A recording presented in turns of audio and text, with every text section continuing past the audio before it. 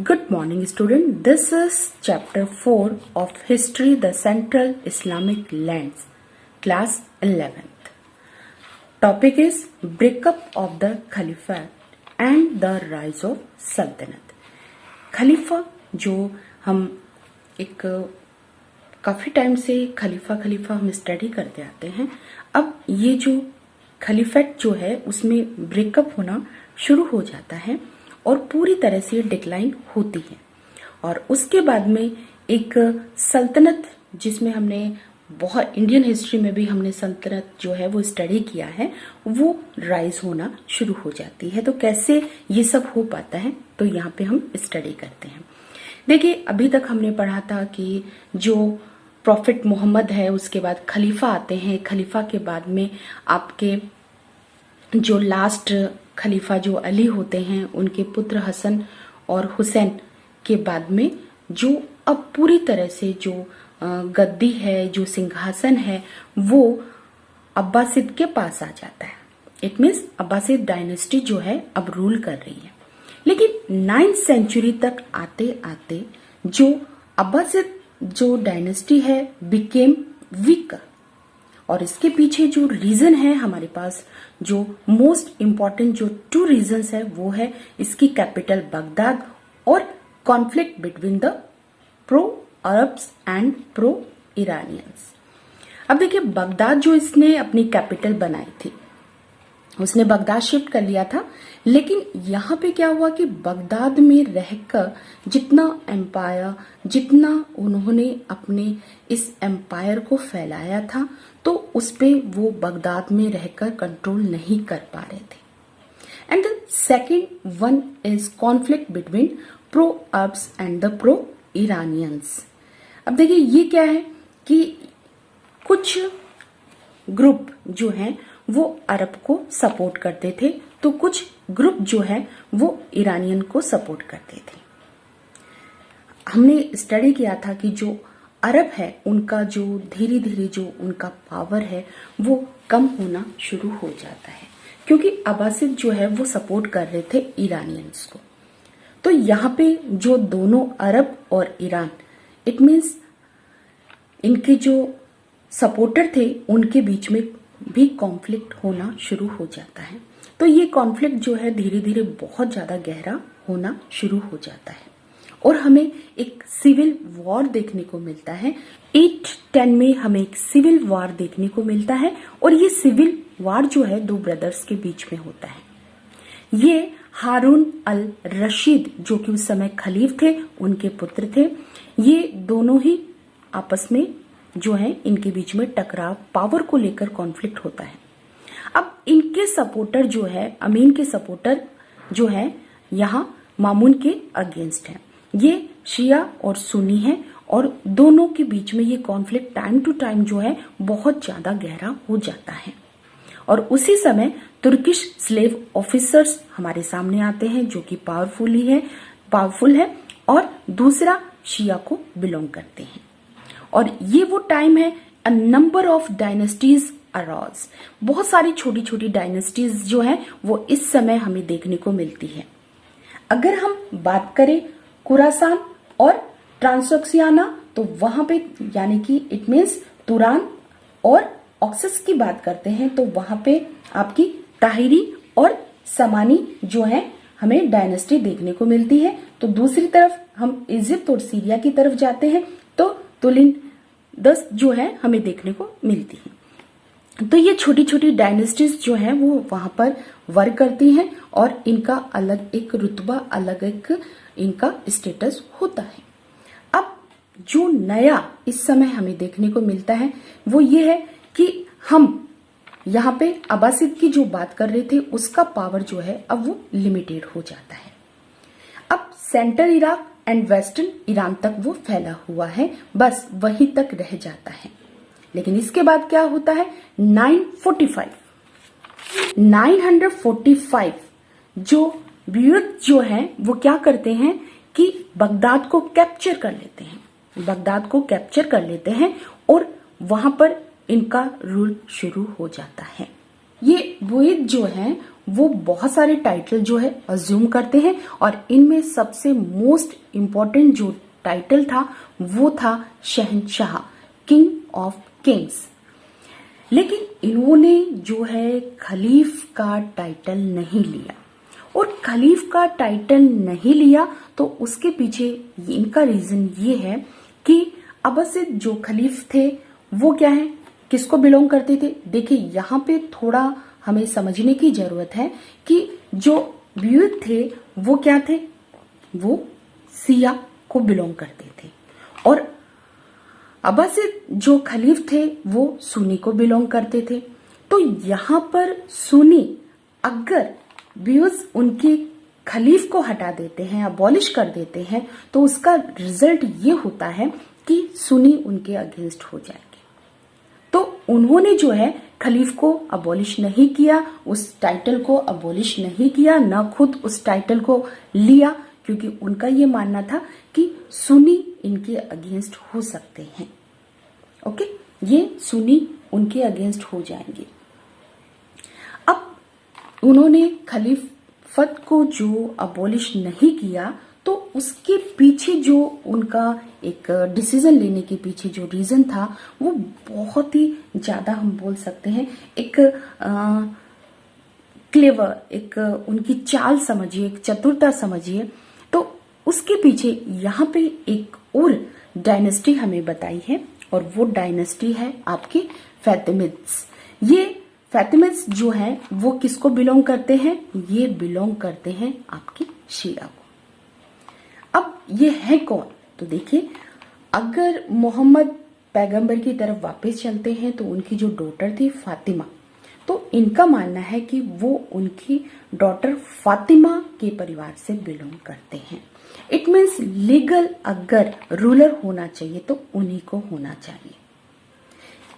North Africa से ये belong करते हैं, और 969 के अंदर इन्होंने इजिप्ट पर कंट्रोल कर लिया था, कॉन्क्वेट कर लिया था।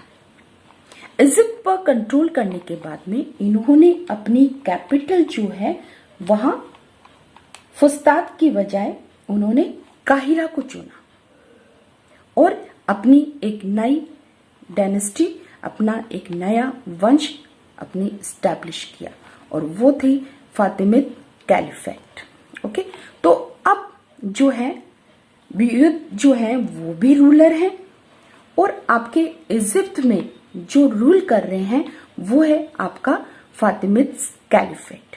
इट मीन्स दोनों तरफ रूल हो रहा है, दोनों तरफ से। तो यहाँ पे ये एक दूसरे के जो हैं रिवेल तो हैं, क्योंकि इनका मेन मोटिव क्या है, ये इनका एम्बिशन है कि वो पूरे इस्लाम को अपने कंट्रोल में करना चाहते हैं, पूरे इस्लामिक वर्ल्ड पर इनका रूल होना चाहिए। ओके, इनका ये मानना है। अब इन्होंने क्या है, दोनों ही जो है शिया से बिलोंग करते हैं, तो एडमिनिस्ट्रेटर्स, पोएट्स, स्कॉलर्स जो इनके समय थे उन सबको ये प्रोटेक्ट करते हैं, मोटिवेट करते हैं, और काफी अच्छा उनके लिए वर्क किया जाता है। इट मीन्स अब जो हमारा नेक्स्ट जो टाइम पीरियड आता है, ये टाइम पीरियड जो है आपका 950 टू 1200, जो कि उस समय जो इस्लामिक सोसाइटी थी उसमें इतना कुछ उथल पुथल हमें देखने को नहीं मिला, बहुत ही पीसफुली सब चल रहा था। तो इसके पीछे क्या रीजन था, तो वहां पे देखिए एक सिंगल, अगर हम बोले कि पूरे के पूरे एम्पायर में कोई एक सिंगल पॉलिटिकल ऑर्डर या सिंगल लैंग्वेज ऑफ कल्चर था, तो ऐसा नहीं था। वहां पे ये सब हो पा रहा था, तो उसके पीछे देखिए हम कुछ रीजंस यहाँ पे स्टडी करते हैं। Common economic and cultural patterns, तो देखिए वहां पे एक तरह का पूरा एक इकोनॉमिक सिस्टम था जो कि दोनों यहाँ पे वर्क कर रहा था। ये इकोनॉमिक सिस्टम का मतलब है कि जो मर्चेंट वगैरह जो हैं वो लोग अच्छे से वर्क कर पा रहे थे, एंड कल्चरल जो है पैटर्न्स वो भी बहुत कॉमन था दोनों में। अब इस टाइम पीरियड में हमें इस्लाम में इस्लामिक जो सोसाइटी है, जो वहां का एरिया है, वहां पे यूनिटी देखने को मिलती है। ये यूनिटी जो है कैसे मेंटेन हो पा रही है, तो वहां पे separation between the state and society. यहाँ पे स्टेट जो है सोसाइटी में बिल्कुल भी इंटरफेयर नहीं करता है। इसका जो कस्टम ट्रेडिशन जो है वो अपने आप जैसा चलता आ रहा था वैसा रन कर रहा है। Persian as a language of the Islamic high culture, और पर्शियन लैंग्वेज को जो है चूज कर लिया जाता है, एक कॉमन लैंग्वेज के रूप में उसे चूज कर लिया जाता है, जो कि हाई कल्चर को शो करती है। मैच्योरिटी ऑफ डायलॉग वहां पे देखने को मिलता है हमें। इट मीन्स जो भी वर्ड्स और जो भी मैनर्स यूज किए जाते हैं वो बहुत ही मैच्योरिटी के साथ होते हैं। यहाँ पे उन लोगों को परमिशन है कि वो अपने व्यूज जो है वो एक्सप्रेस कर सकते हैं। मर्चेंट मूव्ड फ्रीली, मर्चेंट को यहाँ पे जो है मूवमेंट फ्रीली है, किसी तरह की रिस्ट्रिक्शन नहीं है, वो जहां जैसे चाहे वो व्यापार कर सकता है। ऐसा नहीं है कि इजिप्ट वाले लोग जो है वो आपके ईरान की साइड जो है एंटर नहीं कर सकते। मर्चेंट फ्रीली वर्क कर सकते हैं, लोग फ्रीली मूव कर सकते हैं, किसी तरह की रिस्ट्रिक्शन वहां पे नहीं है। और यही सब कारण है कि वहां पे हमें यूनिटी देखने को मिलता है और इस टाइम पीरियड में किसी तरह का कोई भी कॉन्फ्लिक्ट या फिर कोई भी रिवोल्ट देखने को नहीं मिलता। अब कन्वर्जन पॉसिबल है यहाँ पे, जो अब मुस्लिम ये जो इस्लाम रिलीजन है वो अपनी प्योरिटी के साथ आ जाता है, वो अपनी फुल फॉर्म में आ जाता है। उसकी कुछ स्पेशल जो इसके कैरेक्टरिस्टिक है वो दूसरे रिलीजन से इसको अलग करते हैं। इट मीन सेपरेशन जो है अलग दूसरे रिलीजन से वो क्लियर हो जाता है। और अब कोई कन्वर्जन चाहता है, कोई चेंज चाहता है अपने रिलीजन में, तो वो पॉसिबल हो पा रहा था। मुस्लिम पॉपुलेशन जो है वो इंक्रीज होना शुरू होती है। बहुत अच्छी खासी पॉपुलेशन यहाँ मुसलमानों की देखने को मिलती है। यहाँ पे उमैयाद और आपका अब्बासिड डायनेस्टी के समय जो मुस्लिम पॉपुलेशन थी वो लगभग अप्रोक्स 10% से भी लेस थी, लेकिन अब ये पॉपुलेशन जो है वो इंक्रीज होना शुरू होती है। तो देखिए यहाँ पे हमने आपका अब्बासिद जो रूलर थे उनका टाइम पीरियड खत्म हो जाता है और हमें वो इस देखने को मिलते हैं। और उसी के साथ हमें इजिप्ट के अंदर एक नई डायनेस्टी देखने को मिलती है जो आपकी प्रॉफिट मोहम्मद की डॉटर फातिमा की फैमिली से बिलोंग करती थी। उस समय काफी देखिए टाइम पीरियड अच्छा खासा टाइम है, यहाँ पे हमें शांति देखने को मिलती है। ओके, और इस्लाम जो है एज अ रिलीजन की तरफ जो है वो बढ़ना, बहुत ही पावरफुल रिलीजन की तरफ बढ़ना शुरू करता है। लेकिन यहाँ पे थर्ड एथनिक ग्रुप हमें देखने को मिलता है और यहाँ पे हम इसका second part the rise of सल्तनत जो है यहाँ पे स्टडी करते हैं। तो ये सल्तनत जो है कैसे राइज होती है, तो देखिए आपकी 10th और 11th सेंचुरी की बात करते हैं तो हमें ये द राइज ऑफ तुर्किश सल्तनत देखने को मिलती है। ये तुर्किस्तान से बिलोंग करते थे और तुर्क्स कहलाते थे। ओके, नोमैडिक ट्राइब्स हुआ करते थे ये, और नोमैडिक ट्राइब्स है इट मीन्स ये आपके ग्रास लैंड में जहां पे इनको अपने कैटल अपने जो है फीड करने को जहां पे मिलता था ये अपने कैटल्स को लेकर वहां पे शिफ्ट हो जाते थे। लेकिन ये इनका मेन क्या था कि देखिए तुर्की आपके स्किल्ड राइडर एंड वॉरियर्स हुआ करते थे। ये बहुत अच्छा मतलब फिजिकली बहुत फिट थे। ये स्किल्ड राइडर्स एंड वॉरियर्स होने के कारण ये अब्बासिड एंड समानिड एंड बुइद जो है उनमें एंटर कर जाते हैं, उन ग्रुप में ये एंटर कर जाते हैं as a slave and soldier. अब धीरे धीरे क्या है कि ये लॉयलिटी के चलते, अपनी कैपेसिटी के चलते, अपने पावर के चलते इनकी पोजीशन जो है धीरे धीरे राइज होना शुरू हो जाती है। बहुत ही स्ट्रॉन्ग है, मिलिट्री कैटेगरी के ये लोग हैं, तो मिलिट्री एबिलिटी के चलते इनकी पोजीशन टाइम टू टाइम जो है वो हाई होना शुरू हो जाती है। अब जो द गजनविद सल्तनत जो है उसके फाउंडर कौन है, उसको स्टैब्लिश करने वाले कौन है, तो वो है अल्पतिगिन। 961 में ये जो है आपके गजनवी सल्तनत को जो है वो इस्टेब्लिश करते हैं। और ये जो अपनी फुल पावर में जो है वो हमें देखने को मिलती है मोहम्मद गजनवी के समय, ये अपने पूरे पावर में हमें देखने को मिलती है। जो है वो मिलिट्री डायनेस्टी से बिलोंग करते थे और ये इस चीज को कभी भी नहीं बोल सकते। जिस तरह से आपके ये बुइट्स थे वो भी मिलिट्री डायनेस्टी से बिलोंग करते थे, सेम ये भी ऐसा ही था। और साथ प्रोफेशनल आर्मी जो है इनके साथ एक तो तुर्क एंड द इंडियन आर्मी जो है प्रोफेशनल लोग इनके साथ थे, जिनमें से इंडियन का जो नेम आता है वो है तिलक।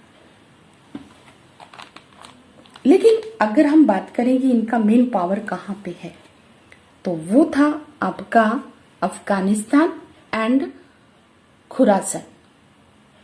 ओके, अब अब्बासिद जो है खलीफ वर नॉट रिवेल्स, ये एक दूसरे के अगेंस्ट नहीं थे। ओके, बिल्कुल भी एक दूसरे से ये अगेंस्ट नहीं थे। ये क्या थे? ये सुन्नी थे। अब्बासिद भी क्या थे? सुन्नी थे। तो यहाँ पे एक दूसरे के ये विरोधी नहीं थे। बिल्कुल भी नहीं भूलना चाहता कि वो एक स्लेव का जो है वो सन है। हमेशा वो स्पेशली वो एगर रहता है to receive the title of the sultan from the caliph. सुल्तान का टाइटल वो चाहता है। ओके, सुल्तान, और वो भी किससे? From the खलीफ। क्या खलीफ उसे सपोर्ट करते हैं? यस, खलीफ जो है वो इस सुन्नी जो है रूलर को सपोर्ट कर रहे हैं। एगर है वो भी तैयार है इसको सपोर्ट करने के लिए। ओके, तो यहाँ पे हमने एक नई डायनेस्टी, एक सल्तनत जो है उसको एस्टेब्लिशमेंट को देखा है। ओके, तो यहाँ पे ये जो टॉपिक है वो हमारा ऑलमोस्ट जो है कवर हो रहा है। Thank you.